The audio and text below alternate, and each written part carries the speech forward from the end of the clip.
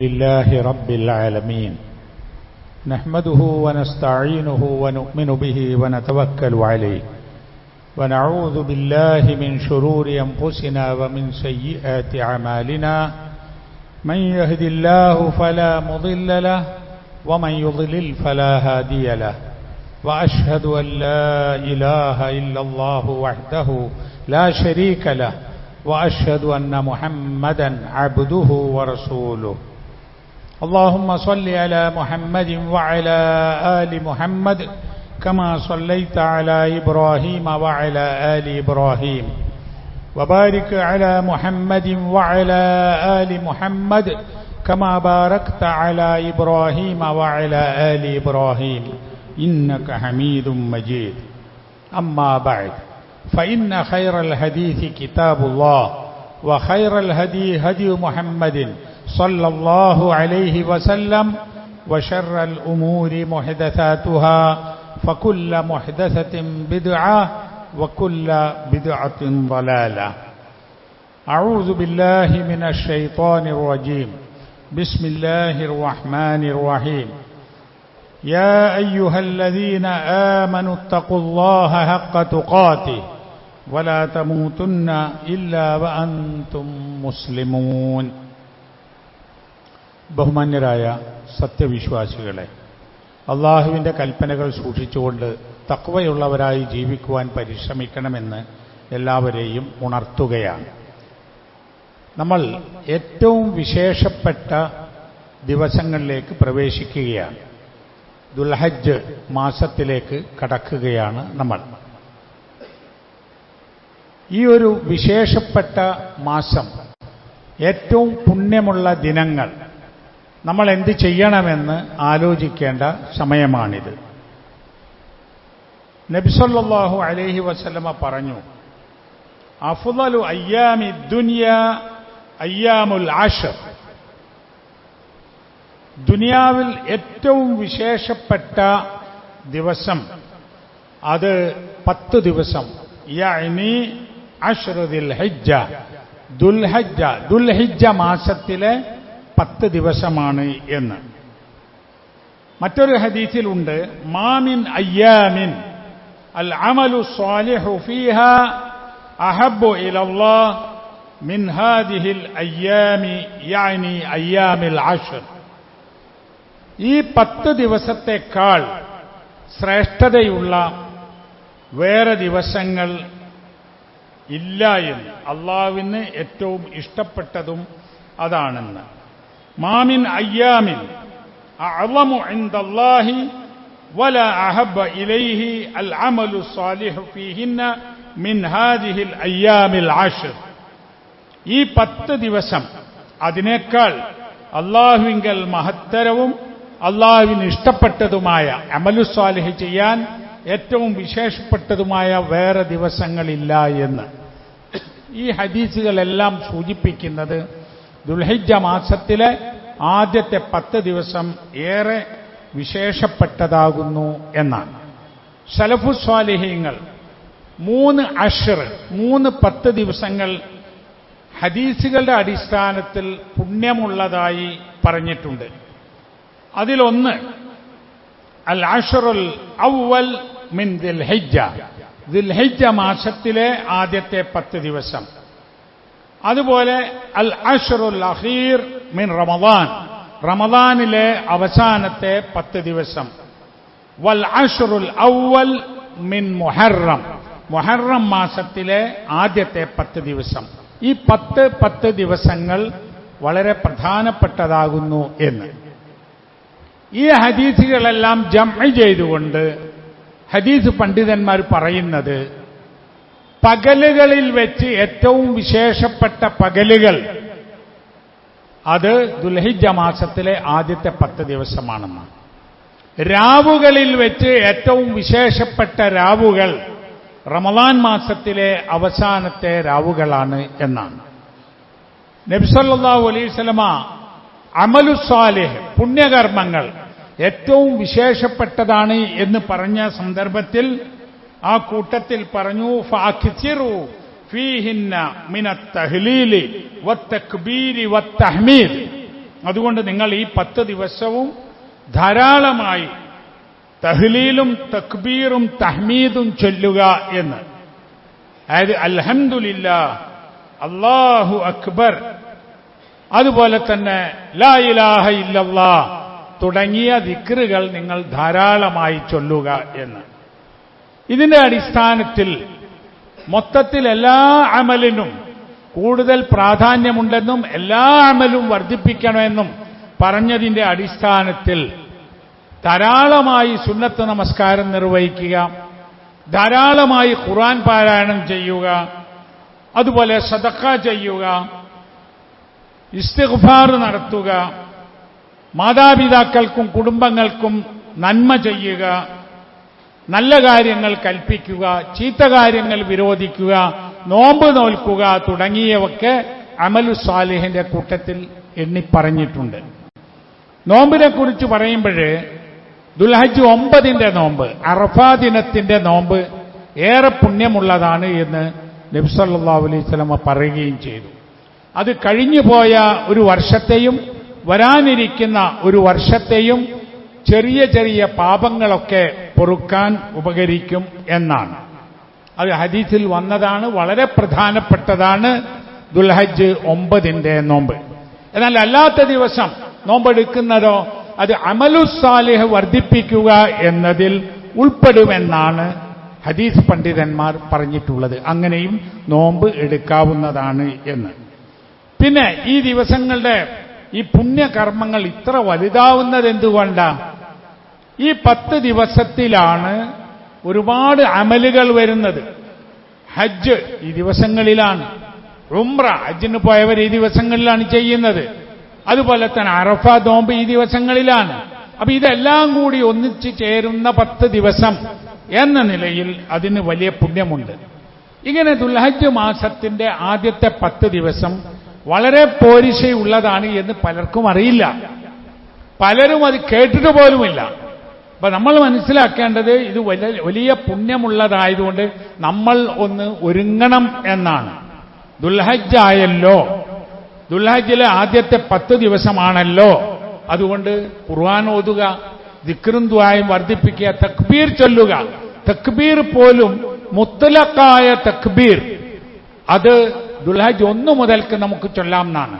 മുത്തലഖായ തക്ബീർ എന്ന് പറഞ്ഞാൽ പെരുന്നാൾ ദിവസത്തിൽ നമ്മൾ കൂടിയിരുന്ന് സംഘമായി പള്ളിയിലും മറ്റും ചെല്ലുന്ന അത് മുഖയ്യദായ തക്ബീർ എന്ന് പറയാം, പ്രത്യേകമായുള്ളത്. ഇത് എപ്പോഴും ആളുകൾക്ക് ഒറ്റയ്ക്ക് ചൊല്ലാമെന്നാണ്.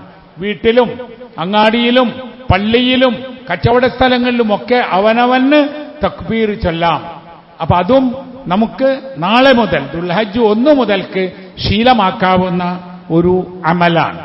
പിന്നെ ദിക്റുകളും ദുആകളും ഇസ്തിഗ്ഫാറും തൗബയും എല്ലാം ഈ ദിവസങ്ങളിൽ നമുക്ക് വർദ്ധിപ്പിക്കാവുന്നതാണ്. സഹാബികളിൽ ചിലർ, സലഫുസാലിഹ്യങ്ങളിൽ ചിലർ ഈ 10 ദിവസം കൊണ്ട് ഖുർആൻ മുഴുവനും പാരായണം ചെയ്യുകയും ചെയ്തിരുന്നു എന്ന് കാണാൻ സാധിക്കും.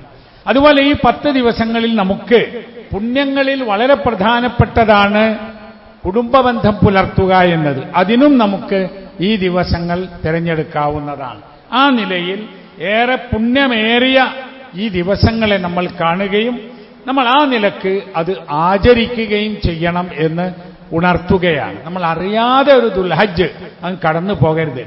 നല്ല ഒരു കാര്യം ആർ കാണിച്ചു കൊടുക്കുന്നുവോ, ആര് നടപ്പിൽ വരുത്തുന്നുവോ, ആര് പറഞ്ഞു പഠിപ്പിക്കുന്നുവോ അവർക്ക് അതറിഞ്ഞ് ആ അമൽ ചെയ്ത ആളുകളുടെ ആ അമലിന്റെ പുണ്യം അവർക്കൊന്നും കുറയാതെ ഇത് പറഞ്ഞവനും പഠിപ്പിച്ചവനും ചെയ്തു കാണിച്ചവനും ലഭിക്കുമെന്ന് നബി സല്ലല്ലാഹു അലൈഹി വസല്ലം പറഞ്ഞതാണ്. അപ്പൊ നമ്മൾ വീട്ടിലിരുന്ന് ദുൽഹജ്ജ് മാസമായിരിക്കുന്നു എന്ന് മക്കളോടും കുടുംബാംഗങ്ങളോടും പറഞ്ഞ് ഒരു പ്രത്യേകത അതിനുള്ളതായി അവരെയും ബോധ്യപ്പെടുത്തണം. അവരെയും അമലു സാലിഹ് വർദ്ധിപ്പിക്കുന്നതിലേക്ക് കൊണ്ടുവരണം. മക്കൾക്കും അത് മനസ്സിലാവണം ദുൽഹജ്ജിലേക്ക് എത്തിയിരിക്കുന്നു എന്ന്. അതില്ലാതെ പെരുന്നാൾ ദിവസം പെരുന്നാൾ വരികയാണ് എന്ന് പറഞ്ഞ് കുട്ടികൾക്ക് അതുമാത്രം ഒരു വിശേഷ ദിവസമാക്കി നമ്മൾ മാറ്റാൻ പാടില്ലാത്തതുമാണ്. അത് പ്രത്യേകം ശ്രദ്ധിക്കണം. പെരുന്നാൾ ദിവസത്തിന്റെ അന്ന് ചെയ്യുന്ന അമലുകൾ വിശദമായി അടുത്ത വെള്ളിയാഴ്ച പറയാം. അതിൽ ഒരു പ്രധാനപ്പെട്ട കാര്യമാണ് ഉളഹിയത്ത് നടത്തുക എന്നത്. അത് ഇസ്ലാമിന്റെ ഷിആറാണ്, ഹജ്ജിൽ പങ്കെടുക്കുന്ന ആളുകൾക്ക് അറവുണ്ട്, ഹദിയുണ്ട്, ഫിദിയുണ്ട്, ഉളഹിയ്യത്തുണ്ട്, ഒക്കെയുണ്ട്. ഹജ്ജിൽ പങ്കെടുക്കാത്ത നമുക്ക് ചെയ്യാനുള്ളത് ഉളഹിയ്യത്താണ്. ആ ഉളഹിയ്യത്ത് മുസ്ലിം ലോകത്ത് 1400 വർഷമായി ചെയ്തു വരുന്നതുമാണ്. അതുകൊണ്ട് ഒരുപാട് ഗുണങ്ങളുമുള്ളതാണ്. എന്നാൽ ഇപ്പോഴും ചില പരിഷ്കരണവാദികൾ ആളുകൾക്കിടയിൽ അംഗീകാരം കിട്ടാൻ വേണ്ടി ഉളഹിയ്യത്തിനെതിരെ പുതിയ വാദങ്ങൾ ഉയർത്താൻ തുടങ്ങിയിരിക്കുന്നു. ഈ മൃഗങ്ങളെ കശാപ്പ് ചെയ്തിട്ട് അള്ളാഹ്ക്ക് എന്ത് കിട്ടാനാ? കാരുണ്യവാനായ അള്ളാഹു മൃഗങ്ങളെ ഇങ്ങനെ അറുത്ത് പിടഞ്ഞ് ചാവുന്നത് കാണാൻ ഇഷ്ടപ്പെടുന്നോ? അള്ളാഹു റഹ്മാനും റഹീമുമല്ലേ എന്നൊക്കെ പറയാം. സത്യത്തിൽ ഇസ്ലാമിന്റെ നിയമങ്ങളോ ചരിത്രങ്ങളോ മനുഷ്യ ലോകത്തിന്റെ ചരിത്രമോ ശാസ്ത്രമോ മനസ്സിലാക്കാതെ പറയുന്ന വർത്തമാനമാണത്. ഒന്നാമതായി, മാംസാഹാരം കഴിക്കാമോ ഇല്ലയോ എന്നതാണല്ലോ.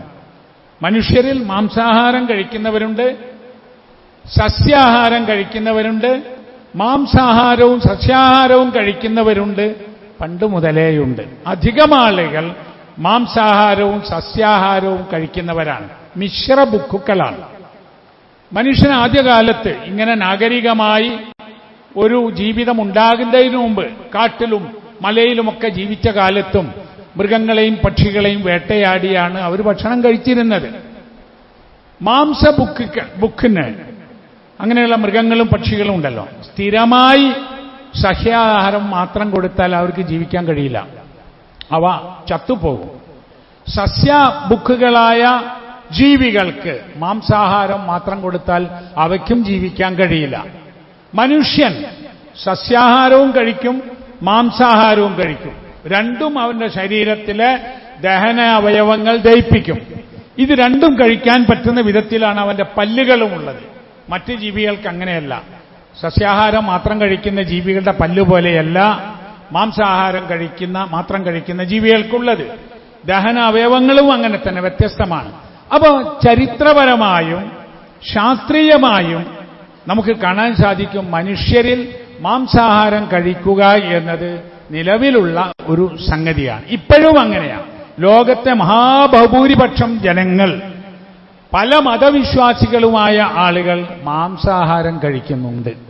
ഇനി മാംസാഹാരം കഴിക്കുമ്പോൾ ഉളഹിയ്യത്തിന് മാത്രമാണോ ഈ ക്രൂരത പറയുന്നത്?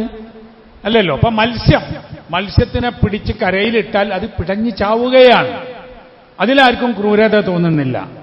അതുപോലെ തന്നെ എത്രയോ രൂപ വില വരുന്ന നോൺ വെജ് ഭക്ഷണങ്ങൾ, അത് ബ്രോസ്റ്റായിട്ടും മറ്റതായിട്ടും ഒക്കെ വിലക്ക് കൊടുക്കുന്ന അവിടെ നടക്കുന്ന അറവിൽ ആർക്കും ഒരു ക്രൂരതയും തോന്നുന്നില്ല. മുസ്ലിമീങ്ങളെ സംബന്ധിച്ചിടത്തോളം ലോകത്ത് മറ്റാരും ചെയ്യാത്ത ഒരു പുണ്യമാണ് ചെയ്യുന്നത്. ഏറ്റവും നല്ല മാംസാഹാരം, പോഷകമൂല്യമുള്ളത്, രോഗം പിടിക്കാത്ത, ചീഞ്ഞളിയാത്ത, വൃത്തികേടായിട്ടില്ലാത്ത നമ്പർ 1 ഏറ്റവും മുന്തിയ മൃഗങ്ങളെ അറുത്ത് അത് തൊലിപൊളിച്ച് അത് പാക്ക് ചെയ്ത് ടൺ കണക്കിന് മാംസാഹാരം ആളുകൾ വീടുകളിൽ എത്തിച്ചു കൊടുക്കുകയാണ്. അത് മുസ്ലിങ്ങളുടെ ഒരു ആരാധനയായ ആഘോഷത്തിൽ ചെയ്യുന്ന വലിയൊരു നന്മയായി നമ്മൾ കാണണം. ഇനി ജീവികളെ ഉപദ്രവിക്കുന്നു എന്നതാണല്ലോ. അതും ജീവികളെ ഉപദ്രവിക്കാതെ മനുഷ്യനിവിടെ ജീവിക്കാൻ കഴിയില്ല. ഇപ്പൊ ഒരു ഗ്ലാസ് വെള്ളം നിങ്ങൾ ചൂടാക്കിയാൽ കുടിക്കാൻ, ചായക്കും മറ്റ് പാനീയങ്ങൾക്കും ചൂടാക്കിയാൽ, അല്ലെങ്കിൽ നിങ്ങളുടെ ഭക്ഷണത്തിന് വേണ്ടി വെള്ളം ചൂടാക്കിയാൽ ഒരുപാട് ജീവികൾ അതിൽ ചത്തുപോകുന്നുണ്ട്, ഉണ്ടല്ലോ, ഉറപ്പല്ലേ? അതുപോലെ നിങ്ങൾ നടന്നു പോകുന്ന വഴിയിൽ, വാഹനമോടിക്കുന്ന റോഡിലൊക്കെ ഒരുപാട് ജീവികൾ ചത്തുപോകുന്നുണ്ട്. അത് പാടില്ല എന്ന് പറയാൻ സാധിക്കുമോ? സാധ്യമല്ല. നമ്മുടെ ശരീരത്തിൽ നമ്മൾ സോപ്പ് തേച്ച് കുളിക്കുമ്പോൾ നമ്മുടെ ശരീരത്തിലുള്ള ഒരുപാട് ജീവികൾ ചത്തുപോകുന്നുണ്ട്. അതെന്താ അപ്പൊ അങ്ങനെ അനുവദിച്ചത്? മനുഷ്യനാണ് ഈ ലോകത്തിന്റെ കേന്ദ്രബിന്ദു എന്നതാണ്. മനുഷ്യന് വേണ്ടിയാണ് ബാക്കിയെല്ലാം. മൃഗങ്ങളും പക്ഷികളും മറ്റ് ജീവികളുമൊക്കെ മനുഷ്യന് ഉപയോഗപ്പെടുത്താവുന്നതാണ്.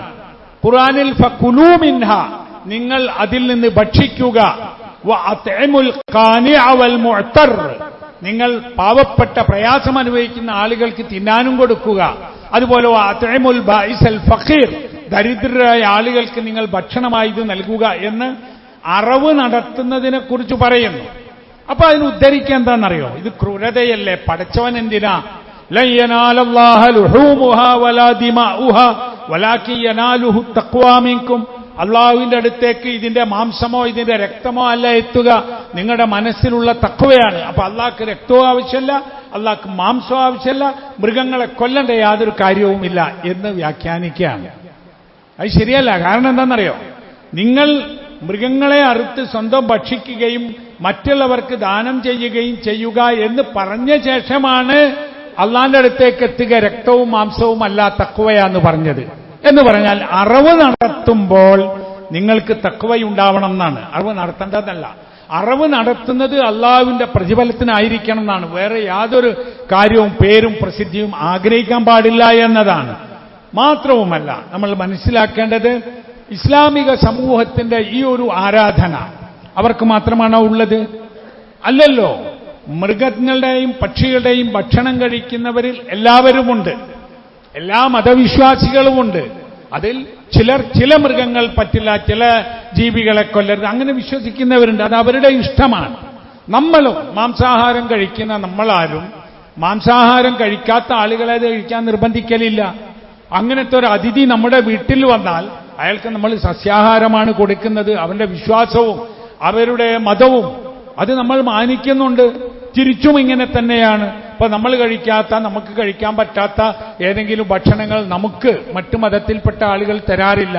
അങ്ങനെ സൗഹൃദത്തോടുകൂടി ജീവിക്കുന്ന നമുക്ക് അവനവന്റെ മതം അനുഷ്ഠിക്കുന്നതുകൊണ്ട് ഒരു പ്രശ്നവുമില്ല. ഇനി ഏതെങ്കിലും ആളുകൾക്ക് ഇതുകൊണ്ട് മാനസിക പ്രയാസമുണ്ടാകുന്ന രൂപത്തിലാണെങ്കിൽ അത്തരം പ്രദേശങ്ങളിൽ അത് അവരെയും കൂടി മാനിച്ചുകൊണ്ട് പറ്റിയ സ്ഥലങ്ങളിൽ വെച്ച് നടത്തിയാലും മതി. ഏതായാലും ഉലഹിയത്തിനെതിരെ എന്നിട്ട് അതിന് പറഞ്ഞെന്താ അറിയോ? ഈ ഉലഹിയത്തിന്റെ മാംസമൊക്കെ എടുത്തിട്ട് പാവപ്പെട്ടവർക്ക് വീടുണ്ടാക്കാനും കക്കൂസ് ഉണ്ടാക്കാനും കട്ടിൽ വാങ്ങിക്കൊടുക്കാനും ഒക്കെ പറ്റില്ലേ എന്നാണ്.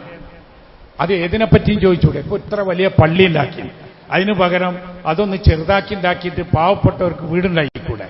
അല്ലെ? കാറിൽ യാത്ര ചെയ്യുന്ന ആളുകൾക്ക് അത് അവസാനിപ്പിച്ച് ബസ്സിലും ട്രെയിനിലും പോയിട്ട് ആ പൈസ എടുത്തിട്ട് പാവപ്പെട്ടവന് വീടും കക്കൂസും ഉണ്ടായിക്കൂടെ? ആ പറയുന്നതൊന്നും ഒരു ബുദ്ധിപരമായ കാര്യമല്ല. ഈ ഉലഹിയത്ത് നടത്താൻ താല്പര്യം കാണിക്കുന്ന ആളുകളാണ് പാവപ്പെട്ടവരെ സഹായിക്കുന്നതിലും മുമ്പിലുള്ളവർ. അവർ ഉലഹിയത്ത് മാത്രം നടത്തി ഇങ്ങനെ ഇരിക്കൊന്നുമല്ല. ഈ ന്യായം പറയുന്ന ആളുകളോ അവർ ഉലഹിയത്തും നടത്തൂല, പാവപ്പെട്ടവരെ സഹായിക്കില്ല. അങ്ങനെയുണ്ട് ചില ആളുകൾ. ഉള്ളതിനെ തടയുക എന്നതാണ് അവരുടെ രീതി. അപ്പൊ നമ്മൾ ഈ പെരുന്നാൾ ദിവസത്തിലെ ഈ പുണ്യകർമ്മം എന്ന നിലയിൽ നമ്മൾ ഉലഹിയത്ത് അത് നടപ്പിലാക്കണം. കഴിയുന്ന ആളുകൾ ഒരു മാടിനെ അല്ലെങ്കിൽ ഒരു ആടിനെ അറുക്കുക. അത് കഴിയാത്ത ആളുകൾ മാട് 7-1 എങ്കിലും ഒരു ഷെയർ ചേരുക. ഒരു കുടുംബത്തിൽ ഒന്നിച്ച് ഒരേ വീട്ടിൽ ഒരേ അടുക്കളയിൽ ഭക്ഷണം ഉണ്ടാക്കി ഒന്നിച്ച് ജീവിക്കുന്ന ആളുകൾ എത്ര ആളുകൾ ഉണ്ടെങ്കിലും അവർക്കെല്ലാവർക്കും കൂടി ഒരു ഉലഹിയത്ത് മദീന അല്ലെങ്കിൽ ഒരു ഷെയർ ചേർന്നാലും മതി എന്നാണ്. അപ്പൊ ആവശ്യമുള്ളിടത്ത് ആവശ്യം പോലെ നമുക്ക് ചെയ്യാം. ഇനി നമ്മുടെ പ്രദേശത്ത് ഉലഹിയത്തിന് അത് വാങ്ങാൻ വേണ്ടത്ര ആളുകളില്ല എങ്കിൽ മറ്റൊരു പ്രദേശത്തേക്ക് അത് കൊടുത്തയക്കാം. ഇനി കൊടുത്തയക്കാൻ കഴിയില്ലെങ്കിൽ മറ്റൊരു പ്രദേശത്തെ ഒരാളെ വക്കാലത്താക്കിയിട്ട് അവരെ ഒരു ഉലഹിയത്ത് നടത്താൻ പറയാം. അതൊക്കെ തന്നെ അങ്ങനെ ആവാം എന്നുള്ളതിൽ പണ്ഡിതന്മാർക്കിടയിൽ യാതൊരു തർക്കവുമില്ലാത്ത കാര്യമാണ്. അതും ശ്രദ്ധിക്കണം. ഉലഹിയത്ത് നടത്താൻ നിയ്യത്താക്കിയ ആളുകൾ ദുൽഹിജ്ജ 1 മുതൽക്ക് നഖവും മുടിയും മറ്റും നീക്കം ചെയ്യാതിരിക്കൽ സുന്നത്താണ്. ഇദാ റഅയ്തും ഹിലാല ദിൽഹിജ്ജ വഅറാദ അഹദുക്കും അൻ യുളഹിയ ഫൽയുംസിക് അൻ ശഅരിഹി വഅദ്ഫാരിഹി. ഇതിന്റെ അർത്ഥം ദുൽഹിജ്ജ മാസത്തിന്റെ ഹിലാൽ കണ്ടാൽ എന്നാണ്, ദുൽഹിജ്ജ മാസമായി പ്രഖ്യാപിച്ചാൽ, പിന്നെ നിങ്ങളിൽ ഏതെങ്കിലും ആളുകൾ ഉലഹിയത്ത് നടത്താൻ ആഗ്രഹിക്കുന്നുണ്ടെങ്കിൽ അവരുടെ മുടിയും അവരുടെ നഖവും നീക്കം ചെയ്യാൻ പാടില്ല എന്ന്. ഉലഹിയത്ത് മുഅക്കദായ ഒരു സുന്നത്താണ്, ഫർളല്ല. ഉലഹിയത്ത് മുഅക്കദായ വളരെ പ്രധാനപ്പെട്ട ഒരു സുന്നത്താണ്. ഈ നഖവും മുടിയും നീക്കം ചെയ്യാൻ പാടില്ല എന്ന് പറഞ്ഞതും അതൊരു സുന്നത്ത് എന്ന നിലയ്ക്ക് നമ്മൾ പാലിക്കേണ്ടതാണ്. അതൊരാൾ ചെയ്തില്ലെങ്കിൽ അത് ഹറാമൊന്നുമല്ല. പക്ഷേ ഇതിനോടുള്ള ഒരു അദബും ബഹുമാനവും സുന്നത്ത് കിട്ടാനുള്ള താല്പര്യവും എന്ന നിലക്ക് ഈ 10 ദിവസം നമ്മിൽ തന്നെ ഒരു മാറ്റം വരാനും കൂടി ഉതകുന്ന കാര്യം എന്ന നിലക്ക് നമ്മൾ അത് പാലിക്കുകയും ചെയ്യണമെന്ന് സൂചിപ്പിക്കുകയാണ്. അല്ലാഹു സുബ്ഹാനഹു വ തആല നമ്മെ എല്ലാവരെയും അനുഗ്രഹിക്കുമാറാവട്ടെ.